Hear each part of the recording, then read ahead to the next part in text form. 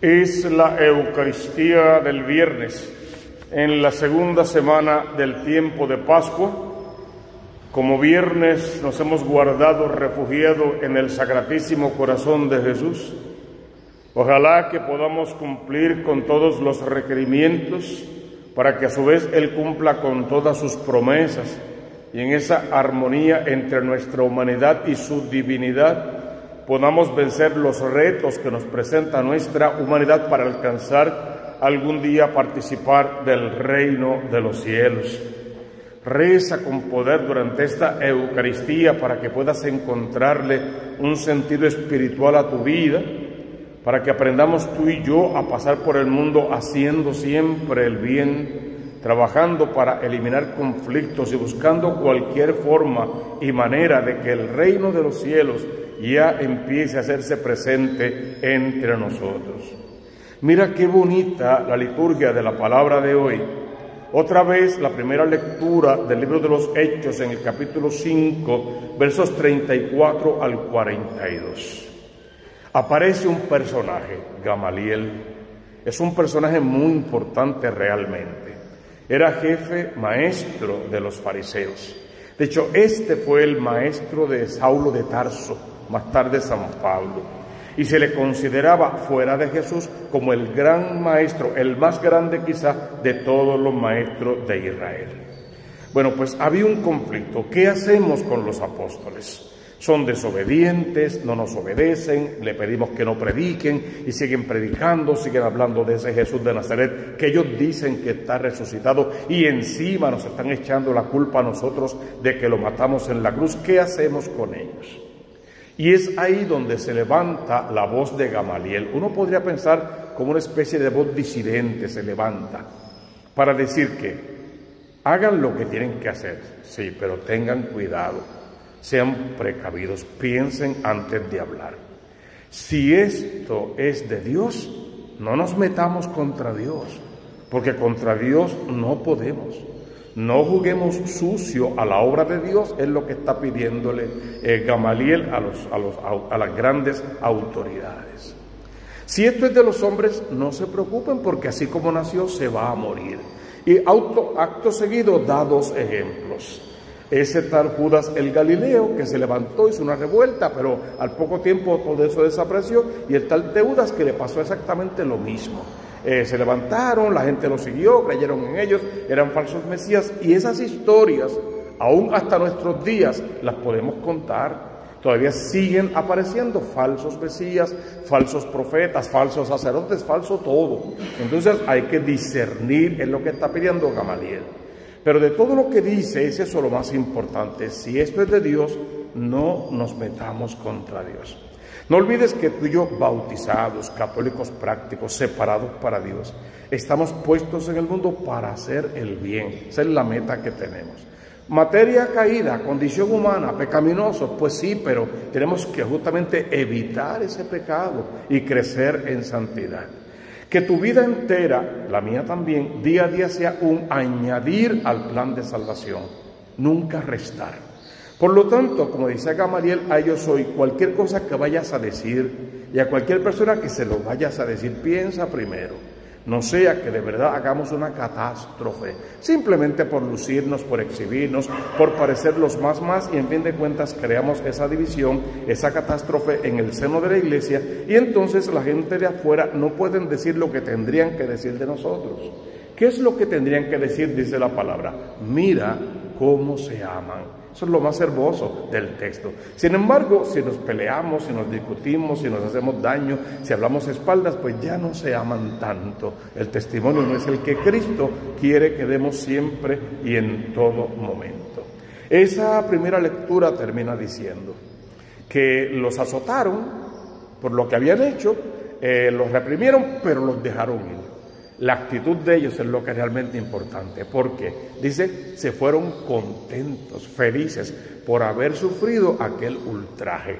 Y ahí tienes que sentarte a pensar: ¿soy feliz por los ultrajes que experimenta mi vida por ser católico práctico?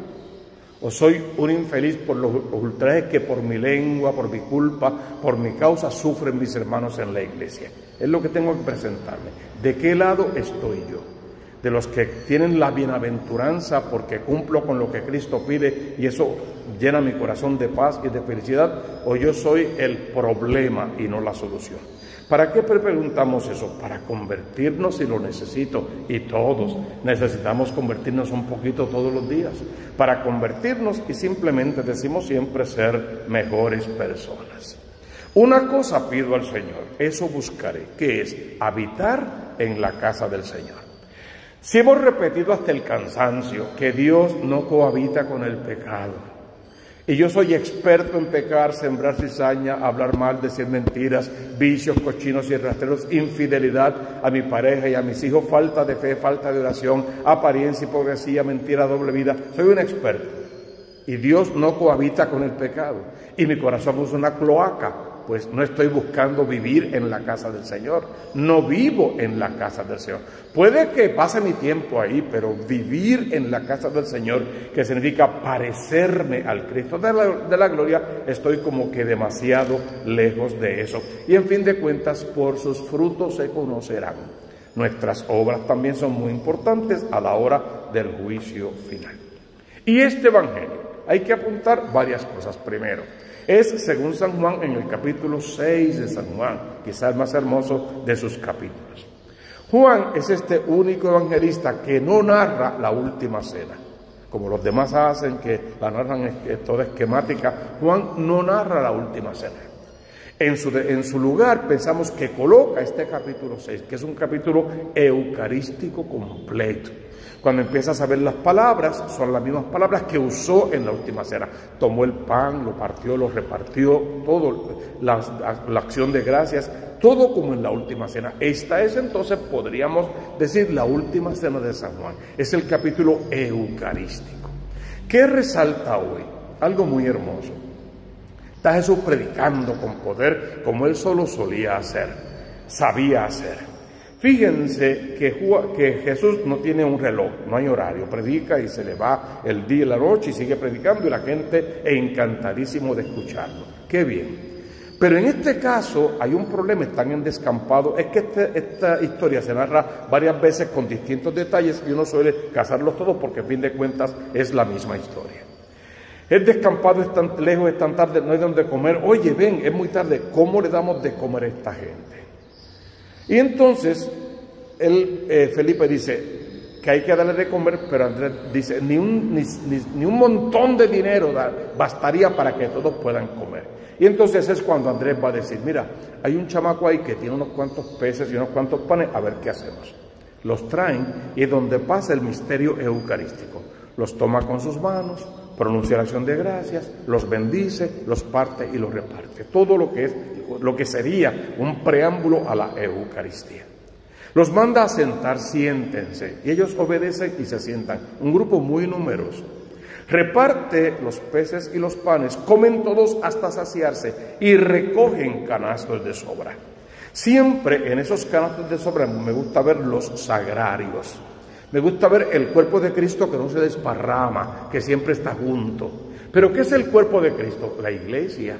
La iglesia que es hermana, que estamos juntos, que trabajamos unos por otros, que nos hacemos bien, que no sembramos cizaña, que somos capaces de buscar la paz en todo momento. Y aunque yo salga perdiendo en alguna ocasión, el bienestar de mis hermanos, dice San Pablo, debe de ir por encima, ¿no? Estimar al otro por encima de nosotros mismos, llega a decir San Pablo.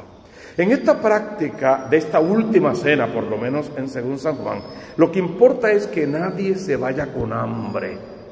Después la gente comenzó a seguirlo y él mismo les reprochó, me siguen porque les di de comer. Esa no es la razón. Que no se vaya nadie con hambre espiritual. Que al final del día lo que dejemos en el corazón de esa persona es una experiencia espiritual, una experiencia de Dios.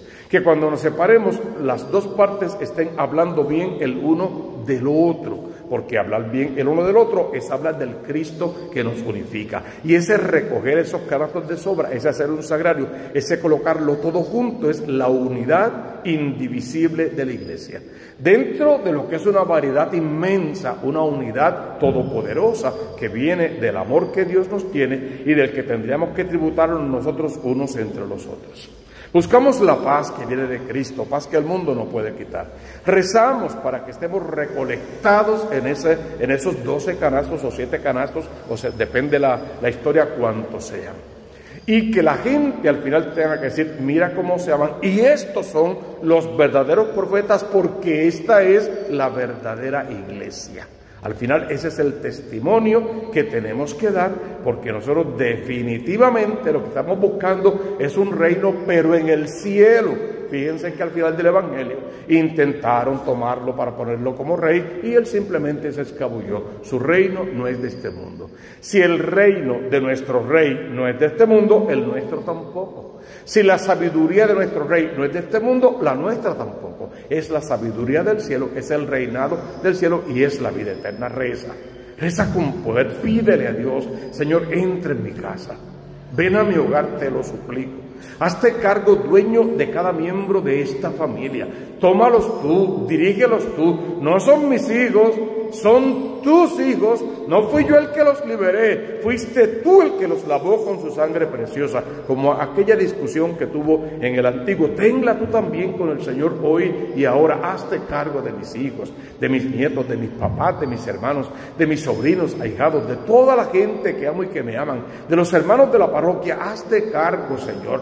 Ve dirigiendo sus vidas para que nunca se aparten de ti. Haya salvación, la alegría de sabernos familia en Cristo Jesús, de apostar por el reino de los cielos y de trabajar todos los días para que el Señor arranque de raíz todo resentimiento que pueda haber en nuestra vida y trabajando como consagrados, o sea, como separados para Dios, hagamos siempre y en todo momento la obra de Dios, porque eso es lo que nos pide el sacramento del bautismo, al que todos hemos sido llamados y del que todos participamos.